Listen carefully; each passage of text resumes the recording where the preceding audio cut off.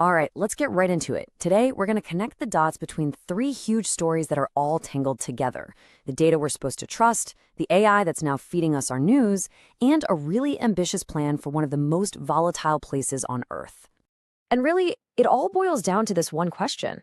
Because right now, the very foundation of how we understand the world, government stats, the news on your phone, all of it is becoming part of the story itself. It's become a battlefield for who gets to shape your reality. So, let's start with the first piece of this puzzle. We're seeing this fundamental crisis of trust, and it begins with the very numbers that our society is supposed to run on. I mean, think about it. Inflation numbers, unemployment rates, crime stats.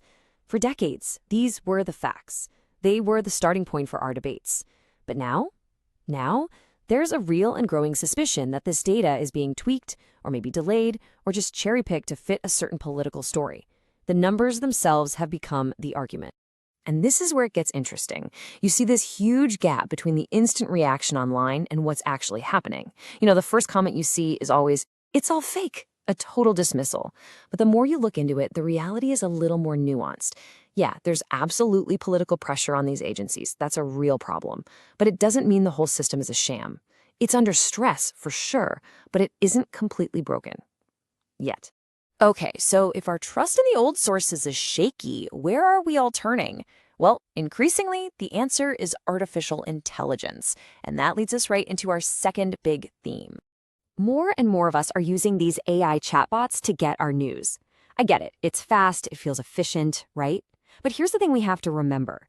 These tools aren't just giving you the facts. They are powerful filters. They're deciding what to emphasize, what to leave out, and they do it so subtly we often don't even realize it's happening.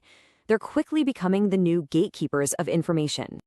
And this just nails the debate around AI perfectly. You basically hear two extreme views. Either AI is this massive brainwashing tool, or it's the complete opposite, a perfectly neutral source, way better than biased humans. The evidence, though, it suggests that neither is really true. AI is an incredibly powerful and persuasive filter, but because it learns from everything humans have already written, it usually just reflects and even amplifies the biases we already have. Now, let's shift gears. We're going to go from the digital world back to the physical one and look at our third major story. It's a U.S. drafted plan for Gaza that is so huge, it almost sounds like science fiction. But it tells us a lot about how big money and geopolitics work. So the first thing you need to grasp is just the sheer scale of this. We are talking about a $112 billion plan. The idea is to completely rebuild Gaza over the next 10 or 20 years. We're talking high-end resorts, smart cities, the whole shebang. It is a massive, massive vision. And as you'd probably guess, the reactions are on opposite ends of the spectrum. On one hand, supporters see this bold economic vision that could create jobs and maybe, just maybe, bring some stability. But on the other hand, critics are raising some huge red flags. Like, what about the millions of displaced people right now? Where do they go? And this whole plan seems to just assume that the incredibly complex security situation is, well, already solved.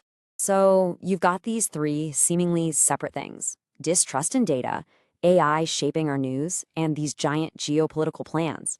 How do they all tie together? Well, they're all skirmishes on a much, much bigger battlefield. This quote really just says it all. This is the world we're living in now. Whether you're trying to figure out if an economic number is real, or you're getting a news summary from an AI, or you're trying to understand a plan like Project Sunrise, your ability to just make a clear, informed choice is constantly being challenged. Now, a lot of people hear this and they get worried, and it's an understandable fear. They think any attempt to fight this information war is just an excuse for censorship, for silencing people. But when you look at how some places are trying to handle it, the smarter approaches aren't about banning speech. They're about making the whole system healthier. Things like demanding transparency, supporting fact-checkers, and most importantly, teaching media literacy so people can spot the manipulation for themselves. Okay, so after all that, what does this actually mean for you? For those of us trying to build a career, make plans, and just navigate the world, let's boil it down to three key takeaways. So let's make this practical. First, when it comes to your money and career, that single inflation number you see in a headline, you have to treat it with some healthy skepticism now.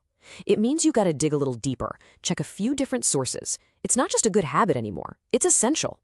Second, take an honest look at how you get your news. Is it all coming from one place, especially an AI summary? That can create some serious blind spots. Make a conscious effort to rotate your sources. It's like a defense against the algorithm's invisible walls. And finally, keep these huge global projects on your radar. Project Sunrise is just one example, but it shows you where massive amounts of money and political energy are going to flow. Understanding these big currents is how you spot the risks and the opportunities that are going to define the next decade of your working life. And all of this leaves us with one final thought. When the official numbers are up for debate, when algorithms are filtering what you see, and when powerful people are crafting the narratives, a lot more responsibility falls on us, on each of us, to build our own accurate picture of the world. The question is no longer just what to believe. It's how will you choose to see.